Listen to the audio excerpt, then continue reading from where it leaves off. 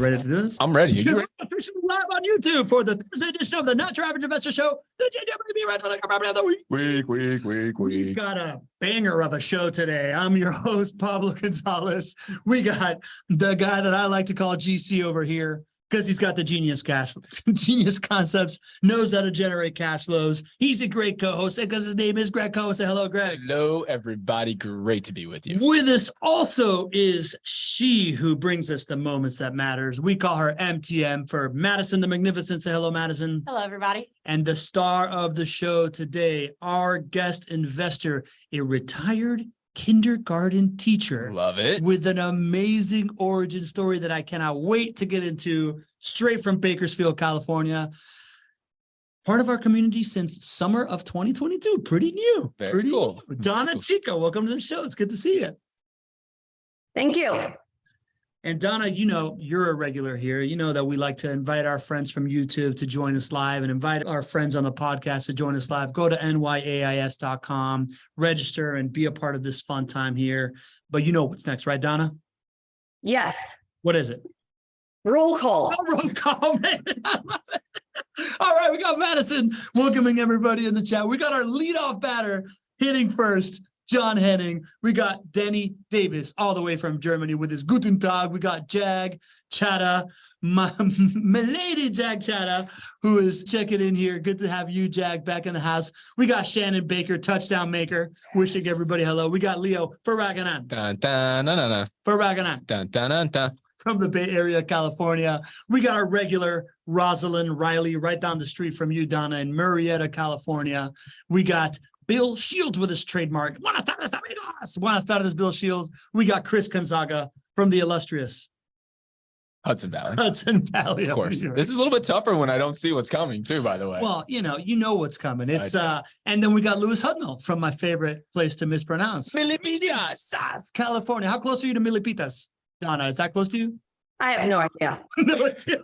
Probably because I don't say it correctly. We got Jen Filson from one of the most beautiful places in the world, Monterey, California. That's not too far from you either. We have we got a not your average guest saying, I have watched often, first time saying hello. All right. I mean, is that person into the light too? No, I want to save into the light for the person that's into the light. Clearly. But happy to have you. So whoever said that, since you clicked in from your text, it only says that you're a not your average guest. It doesn't give you the unique link. So let me know your name so I can greet you correctly. And you can also change that in the settings. But we also got the first family in the house, Ooh. the patriarch and matriarch, Ken and Carolyn Moline. We salute you. Who else in here? We got the ringmasters in the house. Andrew Barnhill. Drew Barnhill. Of course. Mark Larrett is back. Good afternoon. He's in the Eastern time zone this time, Mark. All right. Love that. Good afternoon. And we have Aaron O'Neill. Into the lights. Aaron O'Neill's in the house. Good to have you. Gerard Wendling is back with a hello. We got our boy Sergio Prieto. Go Gators. Good to have you, Sergio. We got Hervé Francois saying, what up, JWB fam from New Jersey. Hervé, good to have you in the house. And who else? This is fun. This is fun. I love the roll call. All right. That's it. That's a good roll call. We got it. and now, as much as I love the roll call, you know I got a favorite segment, right? What is that? It's when Madison shares good news. What's the good news, Madison? All right, everybody. So I have some really good news to share with you guys. And it's more of a testament to all of you. So we just want to let you know how thankful we are for the community that you've helped us build. It's become more of a family. And honestly, I look forward to every Tuesday and Thursday because of it. And because of you guys, JWB was featured as a case study in a book that just came out, I believe this week or last week, called Belonging to the Brand, Why Community is the Last Great Marketing Strategy. And I just am honestly lost for words because of how cool that is. This makes you smile Yeah. to a degree that, like, look at those bright and pearly whites right there. That's awesome, man. Yeah, really, really cool to have been able to do this, and you know how significant it is. Thanks for highlighting it, Madison. So this is an author, Mark Schaefer, who is one of the foremost marketing authors in the world. And one of his first books, no, I don't know if it's one of his first books, but it was called The Marketing Rebellion. That was like, man, really changed how I think and reached out about a year ago on LinkedIn. Does anybody have any interesting case studies of a business that isn't a SaaS company or isn't like some NFT project that's really built a real community?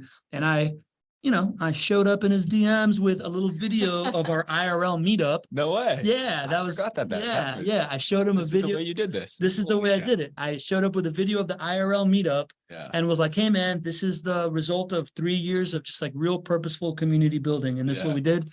Hopped on, interviewed me, and we made the book, man. Dude. Yeah. I have the link to the Amazon storefront where you can buy the book in the chat if anybody's interested. Yeah. So yeah, if anybody That's wants amazing. to read it, it's really cool. I Super think cool. Well, thank you, Madison. That was awesome. Thank you for sharing that. And thank you to the community for making this a real living, breathing thing. And thank you for making that happen. I mean, you're always looking for ways to kind of share the spotlight, right? To put others on a pedestal. And I feel like you did that with our community, with our show, and with JWB. And that was pretty awesome, man. I appreciate you. Thanks, man. It means a lot. Yeah, man. And that's good news. All right, now we got breaking news today. Did you see? Okay. All right, we're gonna sneak in a little bit of breaking news here because there's some actual breaking news that broke at 8:30 this morning, and today was the latest measurement of CPI, Consumer Price Index. The numbers were released, and this is incredibly important for all of us, especially those who are investors, to pay attention to, because inflation and the consumer price index is driving inflation, and inflation is driving the economy. And this is driving what assets are going to perform better and which assets are not going to perform so well. So it's something important to pay attention to. CPI came in today at 6.5%. Okay. So I'm going to give you the information. I'm going to tell you what to take away from it. So CPI came in at 6.5%. Okay. To put it in perspective, 2% is the mandate that the Fed has to keep inflation at or around 2%. So what this means is that for this basket of goods from 1 year ago until today, prices rose for that basket of goods 6.5%. If you're supposed to be at 2, 6.5 is not so good. But there are some things that are very positive about this, right? CPI dropped from 7.1% in November, and it's down a whole bunch from its peak in June, which was 9.1%, which was the highest in 40 plus years. So inflation has dropped, meaning CPI has dropped for the 6th straight month from December. So that in December, that's the 6 straight months it's dropped. And then something else we've talked about on the show a little bit is called core CPI, which excludes energy and excludes food. It's a measurement actually that the Fed pays a little bit more attention to. And core CPI went down a little bit as well. It went from 6% down to 5.7. So I'm throwing a lot of numbers at you. All of these numbers are good for the economy and good for real estate in the long run, because the lower we can get inflation down, the lower we can get in CPI down, the less that the Fed has to raise interest rates to corral inflation. And when you raise interest rates, that increases borrowing costs for companies, for individuals. It has an indirect effect on your mortgage rates, right? So overall, we all are rooting for CPI to come down. So this is a good sign for the economy, a good sign for real estate. Here's the other news, though. The short run outlook that we have been talking so much about as we go into 2023, the fact that we are likely going into a recession, this doesn't change that.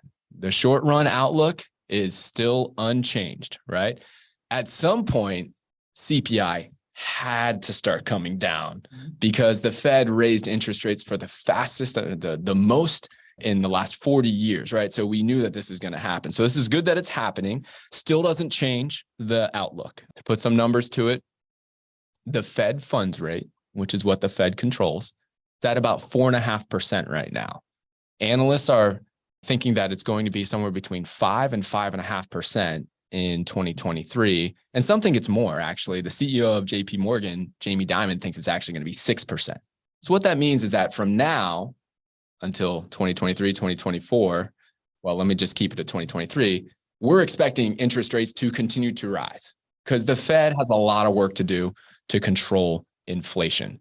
So we are not out of the woods yet at all. Doesn't change the short run. And what you should largely take away from this conversation is expect that we're going into a recession and think about where your dollars are.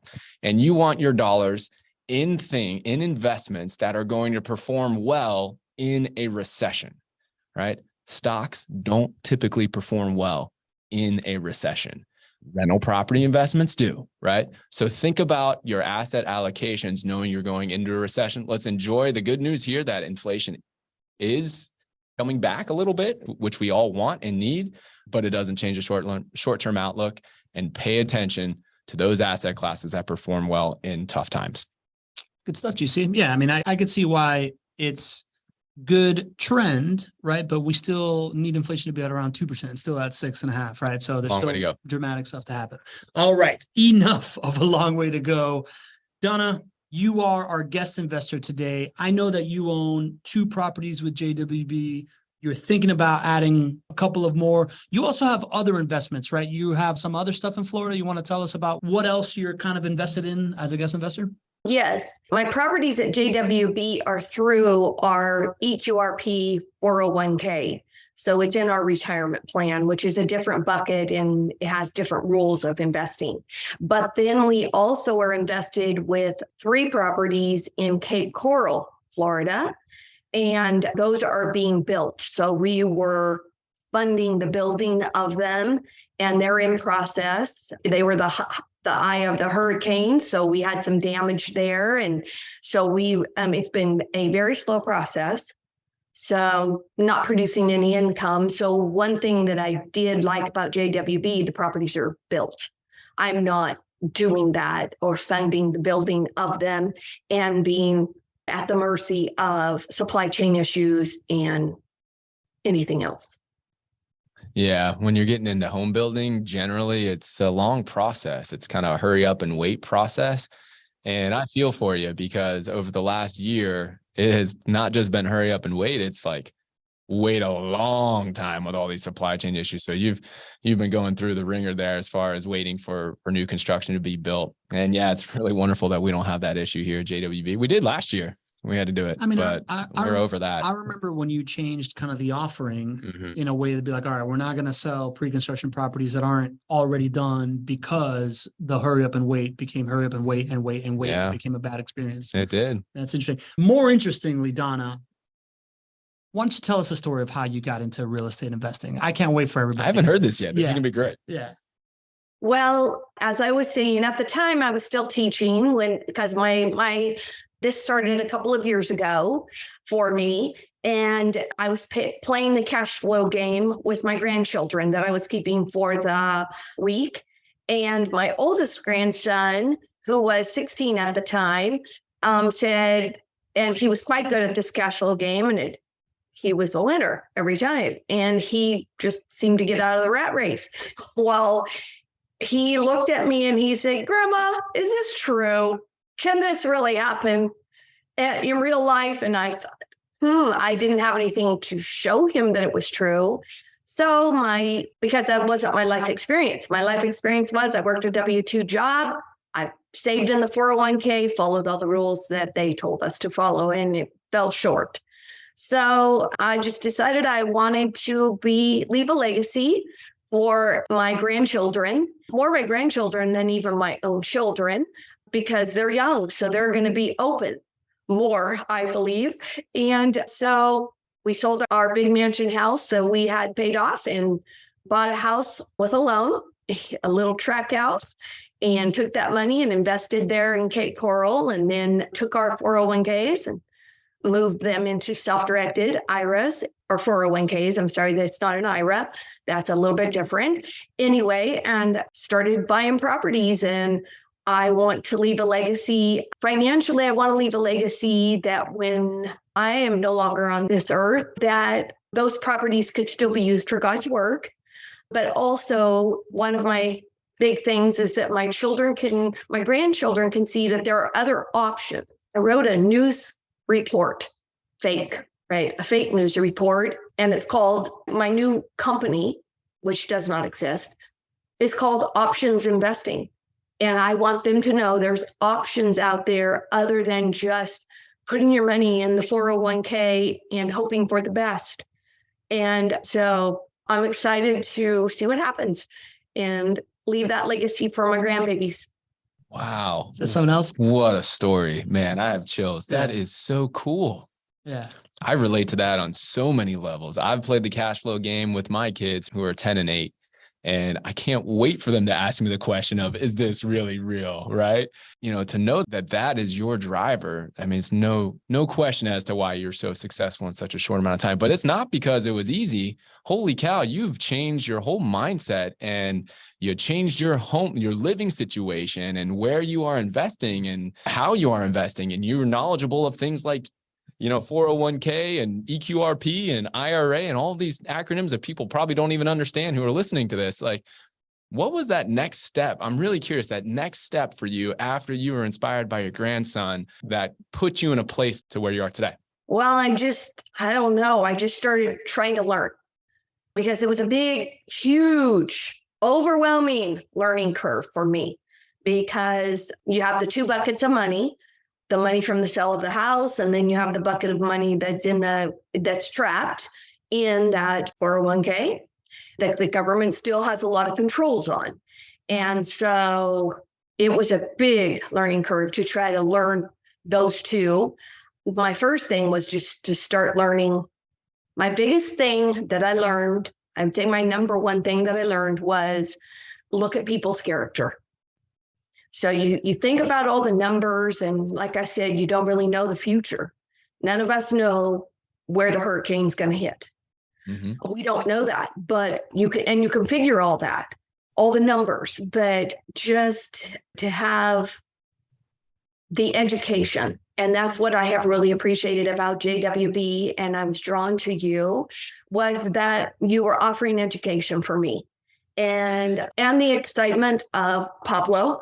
When I first tuned in the first time, I was thinking, no, this guy isn't for real. He was too energetic, right? And I was expecting this serious, very serious, let's just look at the numbers here.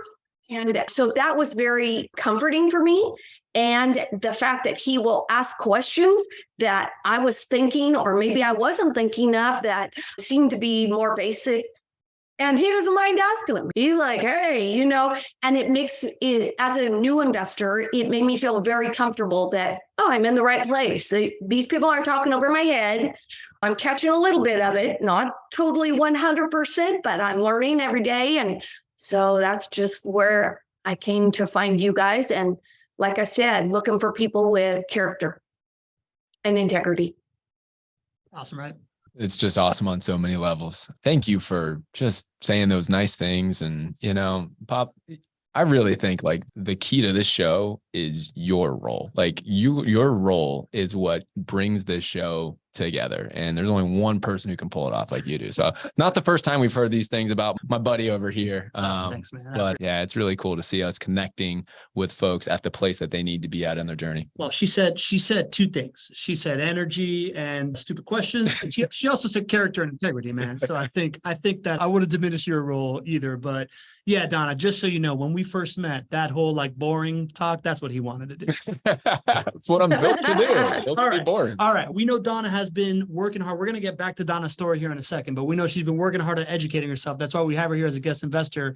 So we're going to do this. We're going to look at a property of the week. We're going to ask her what she thinks, just get it from her own eyes right now. So I am right now going to magically whisk ourselves away to 467 Malcross Ave. I don't have a witty thing to say about this one. Jacksonville, Florida, 32208. Purchase price of $225,000. That's my exact purchase price of my last property. Oh, cool. Yeah. Monthly rent of $1,368. It's a 3-bedroom, 2-bathroom home, 1,209 square foot, finished construction status. It is up and ready to go. Leasing term of 2 or 3 years, annual appreciation rate of 4.6%, which is best in class for cash flowing markets. Mm-hmm. And what, you know, the thing that we all crave for here as not your average investors, this IRR of 14.45%, which is bolstered right now by this incentive package that we got going on. Still in play, baby. Still in play. Yeah, real pretty IRR. But before we go to Donna and her expertise, GC, What do you love about this property? Thought you'd never ask. Well, I'll tell you what I love about this property. We're going to keep it more new construction focused here for the points that I'm going to bring up. And, of course, here you're looking at a beautiful new construction home. So some things, especially for newer folks on the show that you might not be aware of is, when you have a new construction home, things break less, right? You have no deferred maintenance. Everything's brand new in there. So you might be wondering, well, how does this equate into the property evaluation? And so for this property and for all new construction properties, you actually see a slightly lower maintenance and vacancy expectation as far as costs for the life of the investment. And so for a new construction home, you'll see about 3%. Well, you'll see 3% as far as your vacancy loss expectation. And on the maintenance side, it'll be a 4%. And so when I'm saying those numbers, what you do is you take the rents that you expect to earn for the year, and then you multiply that by 3% or 4% for maintenance. And that's how much money you should expect to set aside on average every year for maintenance items and for when the home is not rented. And so for new construction homes compared to renovated homes out there, your new construction homes are going to have lower maintenance and vacancy costs. And so that's one thing that I absolutely love about new construction inventory. The other thing here, Pablo, well, I thought this would be cool to show. So many folks ask, okay, well, how do you guys rent homes? Well, I wanted to show you what a resident would see before they made the decision to rent the home and before they made the decision to see a home on Malcross. So this is how we do virtual tours on any of our advertising. You guys can go to jwbrentalhomes.com and live the life in the day of a resident. But this is what folks see before they actually get to go and do a self-assisted showing. So you can start to see here, right? We've got our kitchen here. You can move around the room too. So, But go back to that kitchen there, right? We do things, the quality of the construction here needs to be really high so that we limit maintenance and limit vacancy costs, right? If you wheel around, you see the kitchen there. Those are granite countertops, right? You're investing in a home that is built to be lived in for a long time and will have low maintenance costs like granite does. And it also looks really nice, right? People want to pay higher rent to rent this home. So there's no additional cost to you as a client when you invest in a JWB home because we put granite in, right? We could just make the decision to put Formica countertops in and we would save some money. So, all right, here's the main point, right? You're going to have a high quality construction. It's going to have long-term resident stays in mind. It's going to keep your maintenance costs low like granite countertops do. It's also going to look really nice, like granite countertops do. And then there's other things that we do too, like luxury vinyl plank flooring, right? You're not going to have carpet in the living areas right there. So these are things that equate to lower maintenance and lower vacancy costs, and you get those with new construction homes. So that's what I love about this home. Donna, I'd love to hear from you as I'm putting this thing back on the screen. When you're looking at these properties of the week, where does your eye go first? Well, I really like what he's saying about the quality of the construction. I like the new construction. I had understood that there were some statistics out there. I think I've heard them out there, just other places, not just JWB, but that tenants will stay longer in a brand new construction home, which helps to avoid some of the lease up costs that you have when they move. And they will stay, I think the statistics show that they will stay 4 to 5 years, as opposed to maybe, so I don't know. I could be wrong on that, but that's just what my learning said. Yeah. But anyway, so yeah, I do have a question. Yeah. And because my buckets of money are different, what is the difference between the IRR and the ROI? Because I'm wondering, I know that investing in a 401k self-directed, I don't get all 5 profit centers. So is the IRR, is that right? Did you say that right? Is that including all 5 profit centers, which I'm not going to receive? Or so I guess that's the great question, Donna. Thank you so much for asking that question. Let's talk about the difference between IRR and ROI, right? IRR stands for internal rate of return. Rather than getting caught up on like, what does internal rate of return really mean? Think about it like this. In an investment like a rental property or other investments like the stock market, or if you're out there buying a business, you need to be able to evaluate that investment based on when money hits your bank account. And the challenge with some sophisticated investments like buying a company or even a rental property, anything that has a whole lot of profit centers and takes those profit centers come in at different times, you need a metric to be able to understand when that money hits the bank account and what effect that actually has on your return on investment.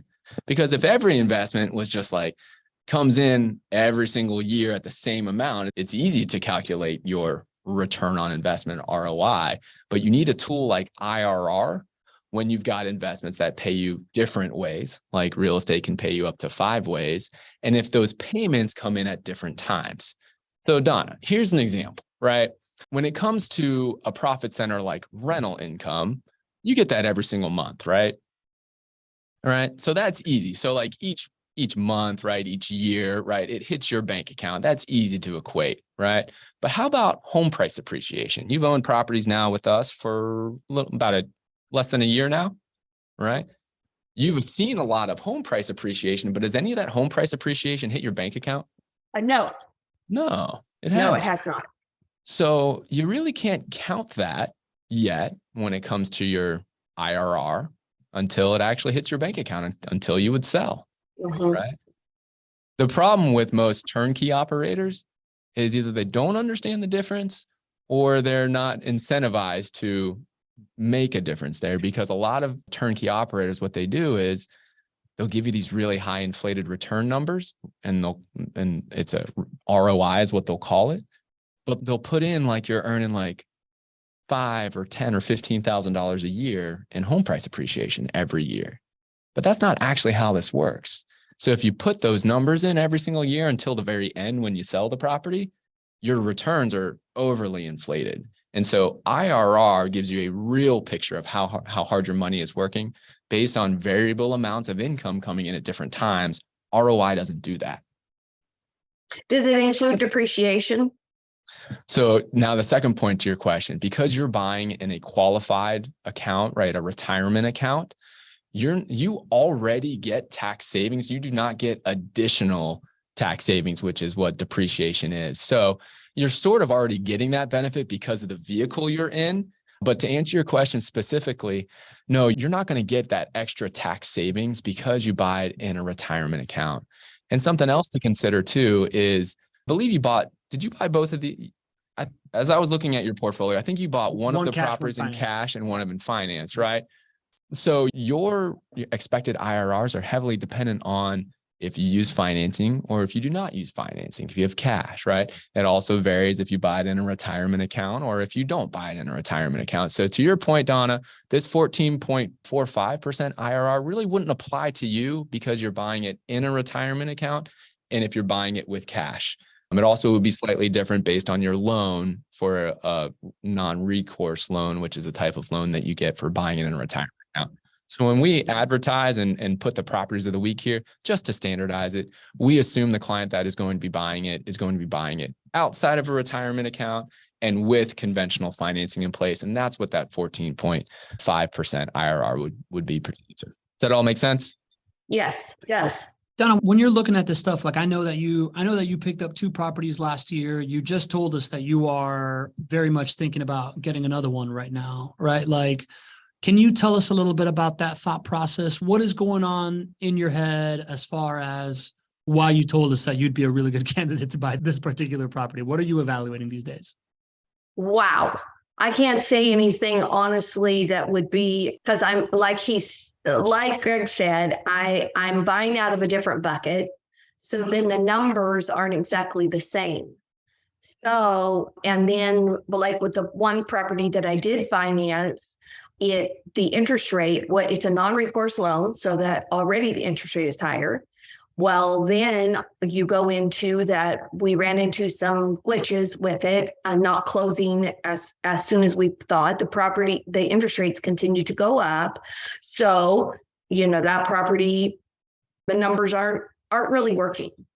And so that comes back to, you just really don't know the future. We didn't know that. You don't know the glitches. You don't know that the interest rates are going to continue to go up or if they're going to come down, or you just get in and you just do. So a lot of I wish I could give you some glamorous thing that, oh yes, I do. I tried to do that at the beginning and then I realized that it didn't necessarily, like I said, I ran all the numbers for Cape Coral and those numbers were going to work, right? And it didn't.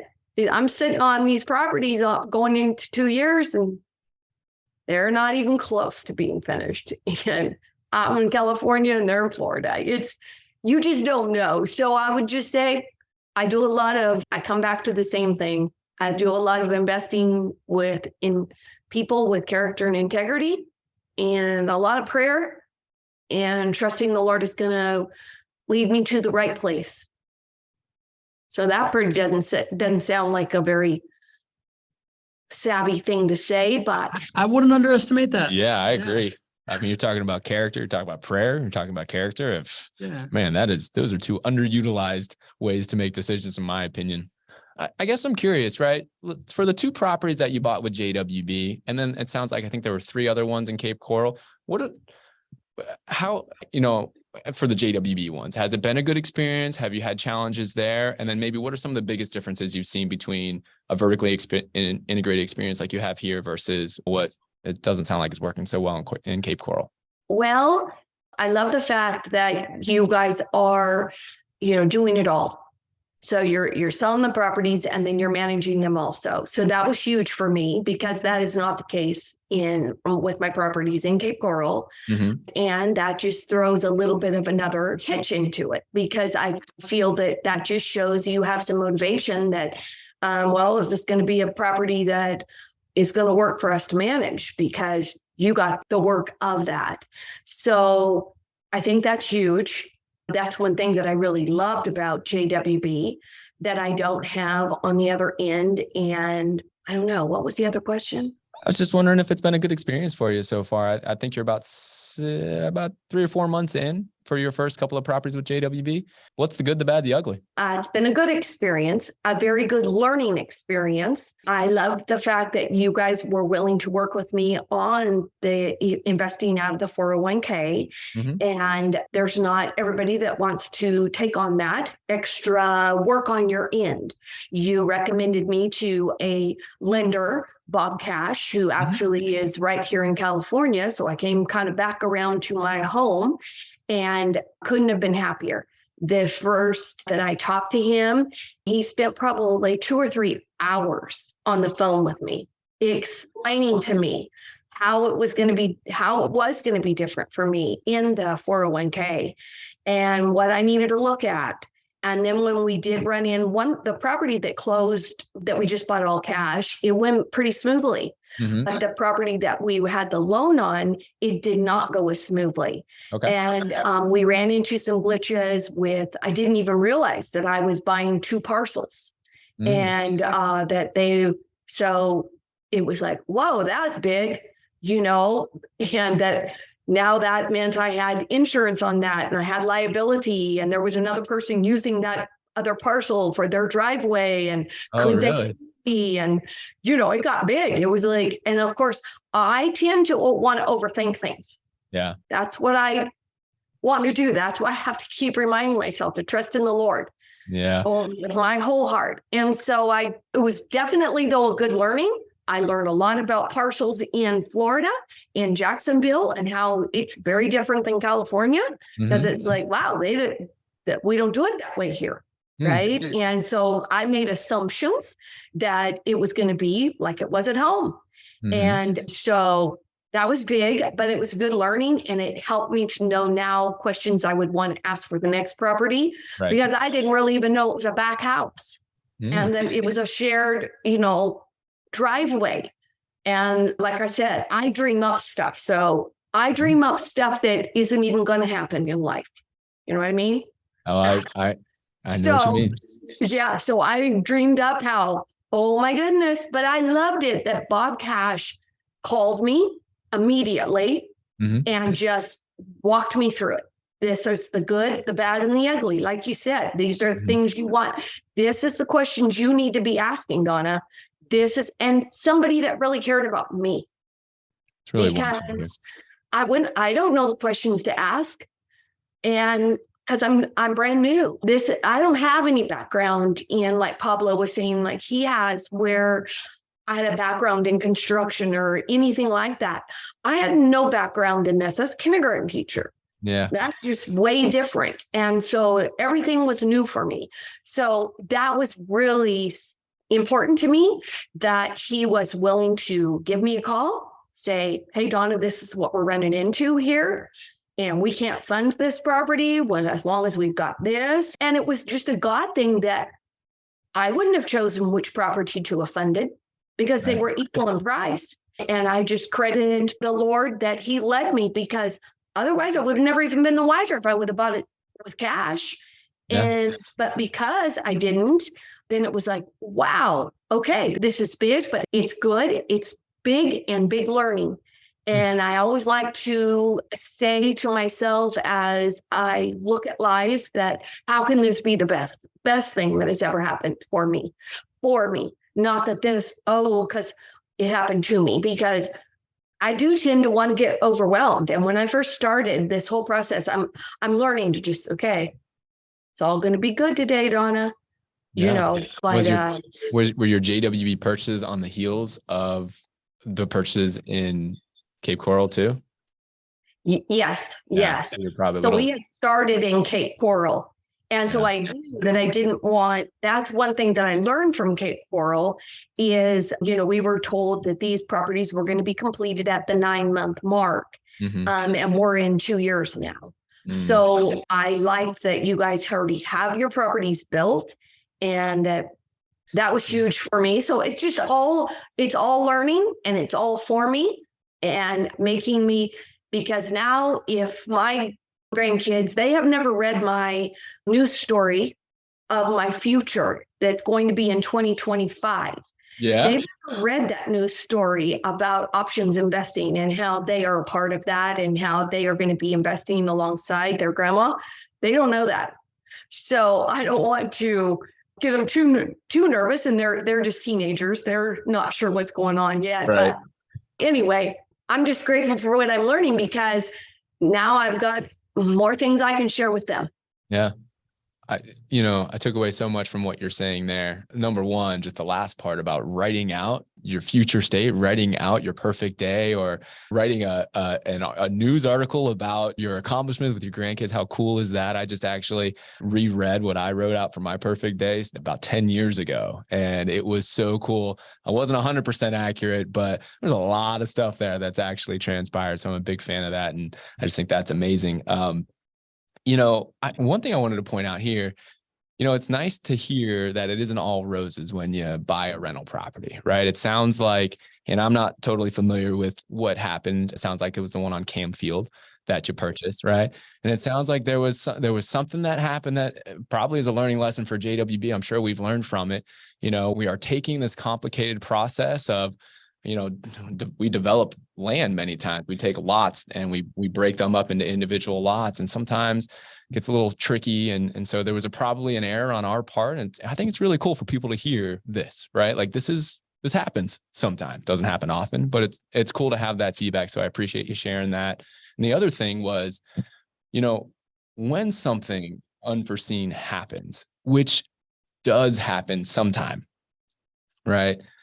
A lot of times it's not just like the person who you ended up working with to purchase the home on JWB's team, right? It's those external partners that really are like solidifying the trust, right? And making this transaction go. And that's why we put so much time and effort to having such quality external partners like Bob Cash and, our other partners.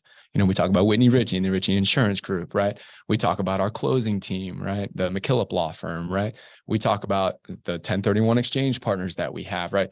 This network here is that support, because things are complicated in rental property. It doesn't always go 100% according to plan. And then, of course, the character and the integrity of our team, I know, mean a lot to you. So I think that's just cool for everybody to realize that, listen, this is not your average investment. It's different than investing in the stock market. And there's a lot of advantages to it, but is it complicated sometimes? Are there a lot of things in the background that have to happen a certain way? Yeah. And sometimes it's not all roses. So I think it's cool for people to see that.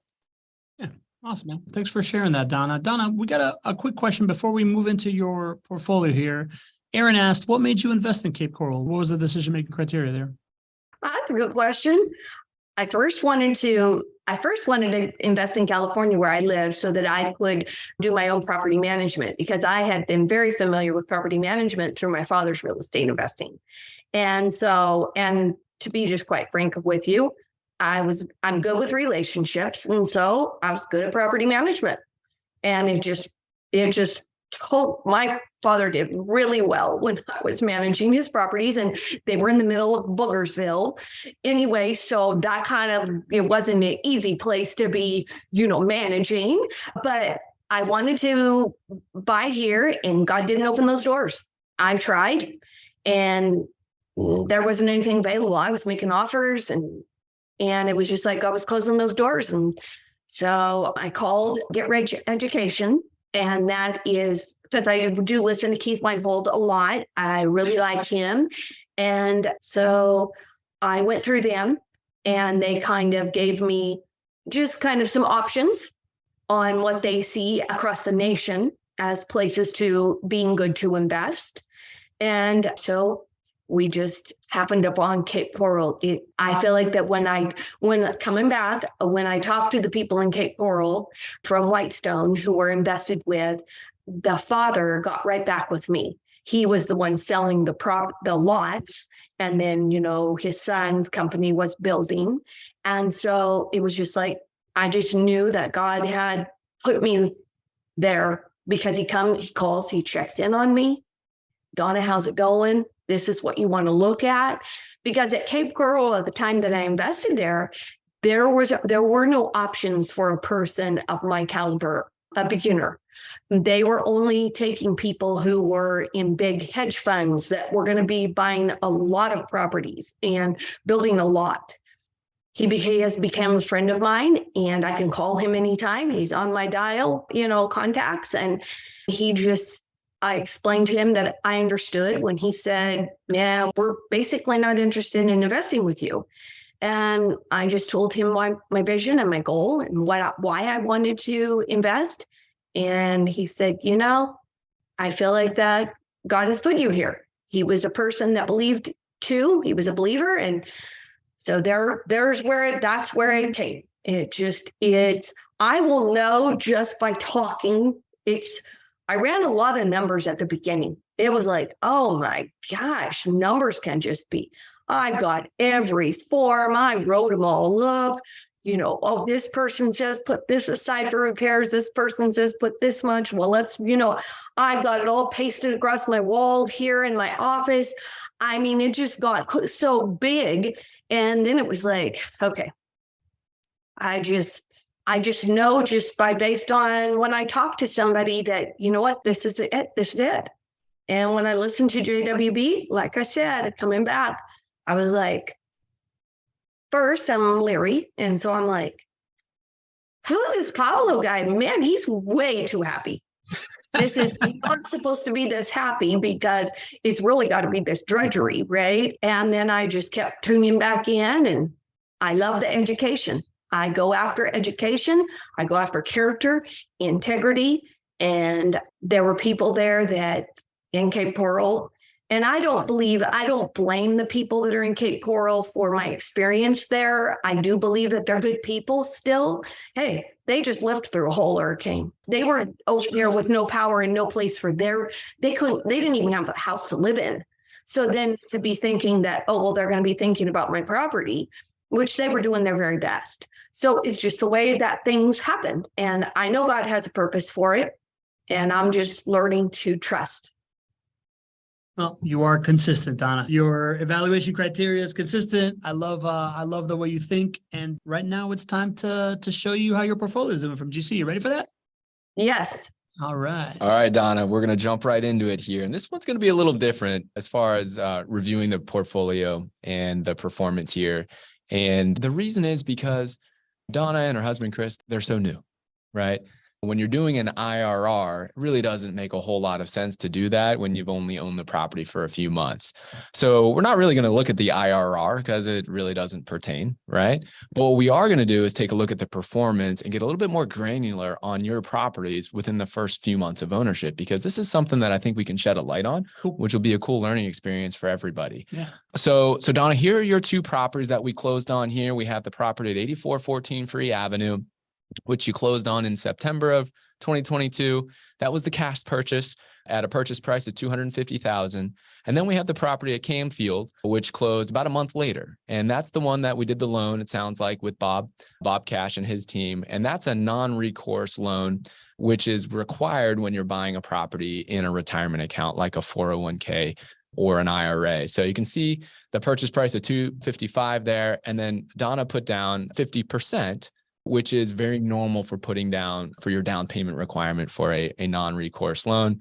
Your interest rates are going to be higher.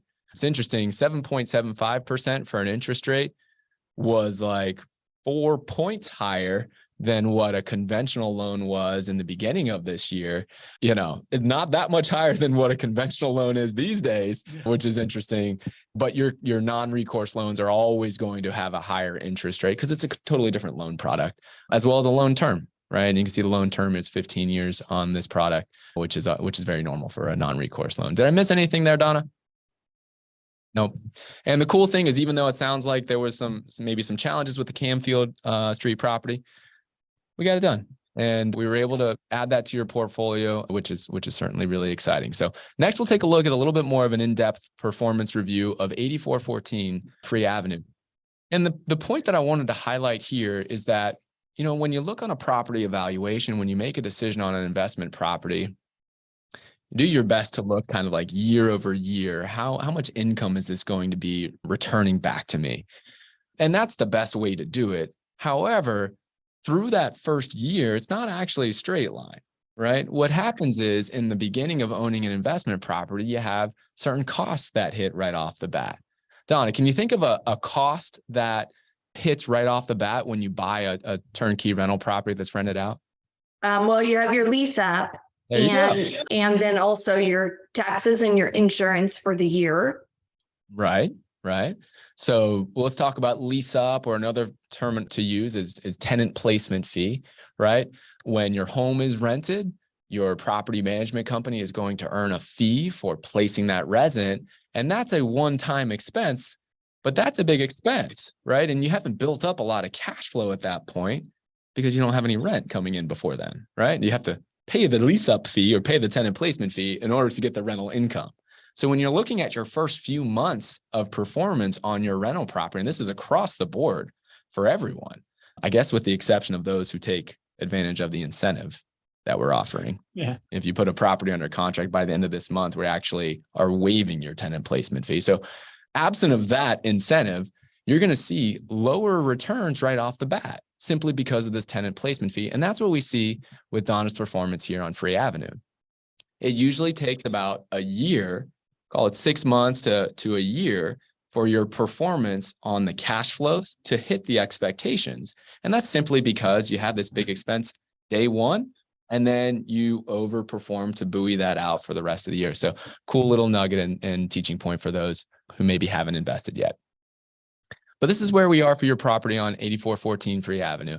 We've got 2.2% annualized return on investment. Well, that's a lot different than 14.5 that we have seen on our property evaluations on the property of the week. Donna, can you talk to me about that percentage return? Like, how do you feel about that? Do you feel like that is in line with what you're expecting? What do you think your expected returns on investment would be for this property? Well, I understood going in that it was going to take time before I was going to see the return. Mm-hmm. And so I recognized that going in. I don't think my husband did as much. And so he got very panicked about it. But for the newbies that we are, I'm going to call myself a newbie, it's good. I'm okay with it because this is my other option, being in the stock market. Well, right? I'm not happy that your money's only performing 2% right now. I'm not happy about that. But what this is reflecting is all asset or all profit centers not named home price appreciation, right? And so as your property has more time, right, you will see home price appreciation, and you will also see the rental income offset the initial expense that you had. So, but it's important for people to know when you're buying a property right off the bat, and if you are using non-recourse financing, your expected returns on investment 3 months in are much lower than what you are going to see on your property valuation. Now, your property valuation is built for you to hold on for 10 years, right? That's how it's built, or 10 years plus.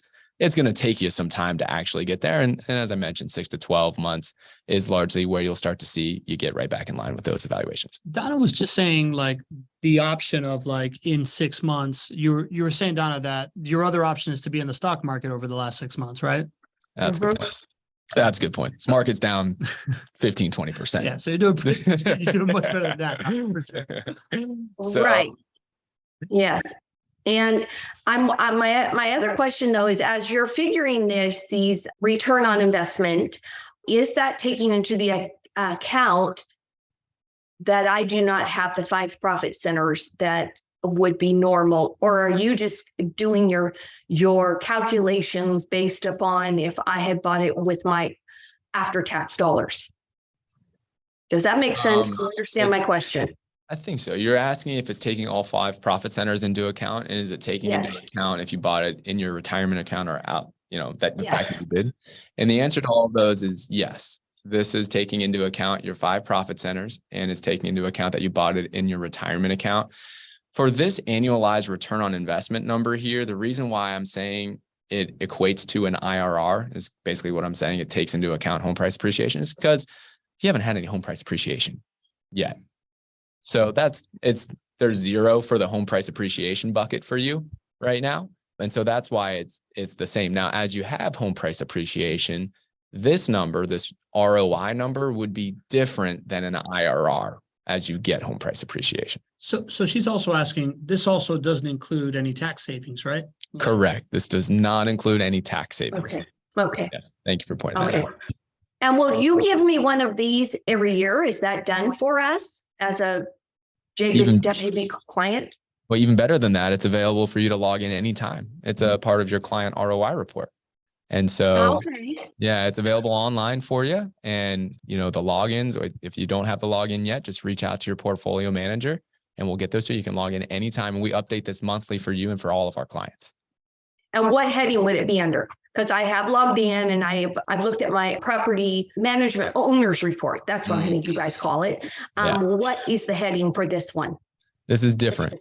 So there's 2 different places. One is going to be more transactional, which is your portal or your owner statement that you're looking at.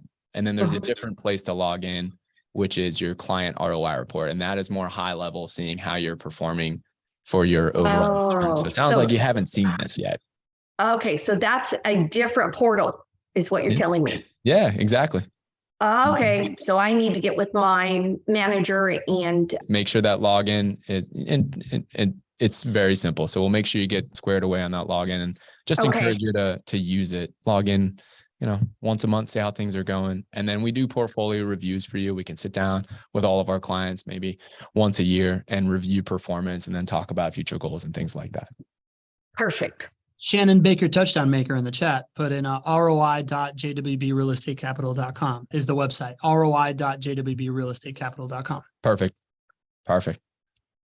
So this is the first property at 8414 Free Avenue. You can see that property management expense down at the bottom, $19.85.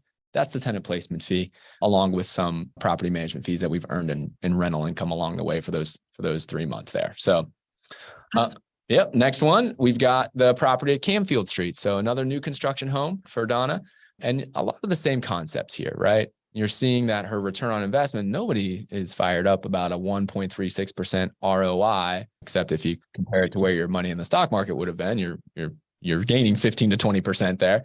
But this is really just timing. 3-4 months in, everybody's property is going to look like this. This is very normal. The difference here is that you have a loan in place. So you can start to see the gross rental income, but you also have principal and interest expense. So you have that mortgage payment to make every single month. No maintenance cost, which is the way that we expect it to be. right off the bat. And you do have that property management expense, which is largely that tenant placement fee. And that's really why your returns are lower in the first few months. And again, over the course of 6 to 12 months, over the first year, you're going to see your returns get right back to that expected return. And your overall expected returns, I don't have the numbers in front of me of what they were when you purchased those homes, but probably somewhere around 9% overall return on investment. IRR is probably right where you were. GC, what is this days owned in your life of investment? Do you know what this is? Yeah, that's how many days she's owned the property for the life of the investment. Got it. So if we go back here, bought it. Okay. Yeah. She bought it in October of 19. So, okay. So owned it outright for a month and a half. Month and a half. Okay. Yep. Interesting. So Donna, so really cool to see kind of the breakdown of your assets. And I just think your story is even cooler, right? Like to think about the journey that you have been on.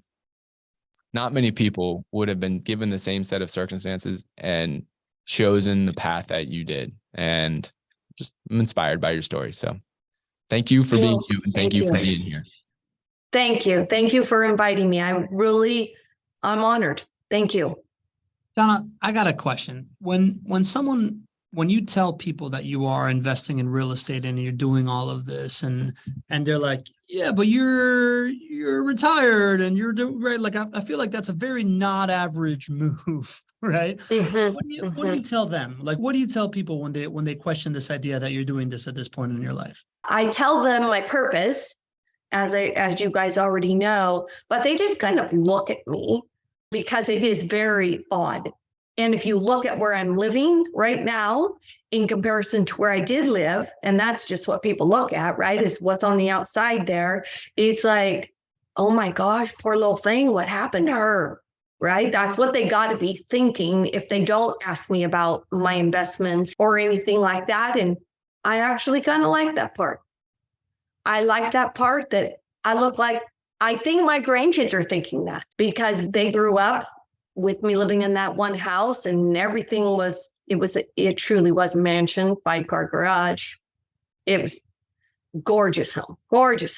And it was just like, we sold it and they cried. And I don't think they can have any concept of, because all they see is this is where grandma lives now. And it's like, what the heck?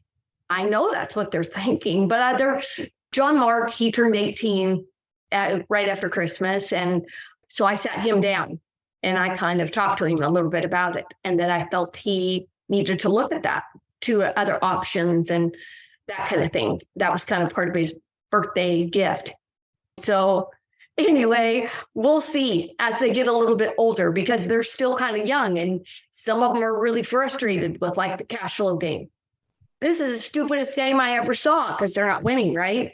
But they do get some basic concepts that they do not want to draw the doodad card. That's right. So they're getting some basic concepts of like before you even draw the doodad card when everybody's going, oh no, you poor thing, right? But they don't see it in real life. And I think as time goes on, they're going to be able to see that, grandma had a lot of doodad cards there.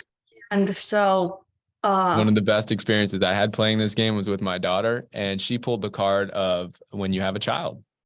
And it is like one of the most expensive cards to pull. And she's like, Dad, I'm never having kids. I do not want children. I'm like, I love this game. For at least now. She's 10. So yes. You're teaching them subliminally, I guess. But man, Donna, this is just incredible. I'm so thankful for you sharing your story. I'm inspired. I know people are really moved by your story. I want you to know that I think you are just set up so well for how you are investing going into a recession, knowing that you have these two assets in your portfolio. Sounds like the ones in Cape Coral will come, and you'll exercise your patience on that, and that's great. And I know that you mentioned picking up another one or two here with us here. So I just think about the message we've been sharing with folks about how to invest going into a recession, and you are absolutely nailing it. You are the epitome of a not your average investor, and it's just really great to get to know you. Well, thank you. Thank you for allowing me to come on. And thank you for the new learning that you have given me today, because I didn't even know that report right there existed. Yeah. So see, I was all proud of myself with the owner's report. I was like, oh yeah, I got it. So hey, I learned something new today. So thank you. Thank you very much. I appreciate you walking me through my properties and teaching me something new. You're welcome. And we want to have you back. Let's call it after, sometime so we can show the difference for your IRRs and show how you're performing. I think that'd be really, really cool. Yeah. I would love that. Donna, this has been a pleasure for me as well. I gotta thank the community. We still got 30 plus people here, an hour plus in the middle of your day. I don't take that for granted. The community is what makes this thing special, what gets us into books and the history of marketing and stuff like that. So just really, really pumped that we get to do this every day. Donna, it's been a absolute pleasure meeting you. And I agree with everything Gregg said, right? Like you're the epitome of not an average investor in the sense that you're doing the stuff, right? Like you're pulling equity out and turning it into cash flow. You're beating inflation with the stuff that you're doing. And at the end of the day, I think one of the things that we don't talk about being not an average investor is that you are sacrificing short-term pleasure for long-term success and long-term fulfillment. And in fulfilling this mission and showing your grandkids and doing this stuff and teaching them early on that they can do this, I just think it's really, really incredible. I got a lot of goosebumps when I heard you talking about that stuff, because in my career and in my investment journey that I've done, it feels very, very similar no matter what stage of life you're doing it. So I think the people that you got watching you is you're making a huge difference. And I take a lot of pride in being able to like document this thing in content so that these kids, when they're older, they get to, and they're living, they're really enjoying the fruits of these sacrifices that you made and the lessons that you've taught them, get to see exactly what you were thinking about and all that stuff. I can't wait to have you back when you share that article with them. I think we want to have you on the show to just talk about that. So thank you so much for sharing. I would love it. Maybe next time my grandson, John Mark, could be with me. Well, that'd be amazing. That'd be amazing. He makes, All right. So We'll keep the seat warm for you both. Okay. All right. Thank you. All right. Thank you. All right, y'all. We'll see you next Tuesday when we're actually going to break down what makes not an average investment. So until then, turn equities into cash flow, make the right sacrifices. If you want to be like Donna, you just can't be average. See you all next week. See you, everybody. Bye-bye.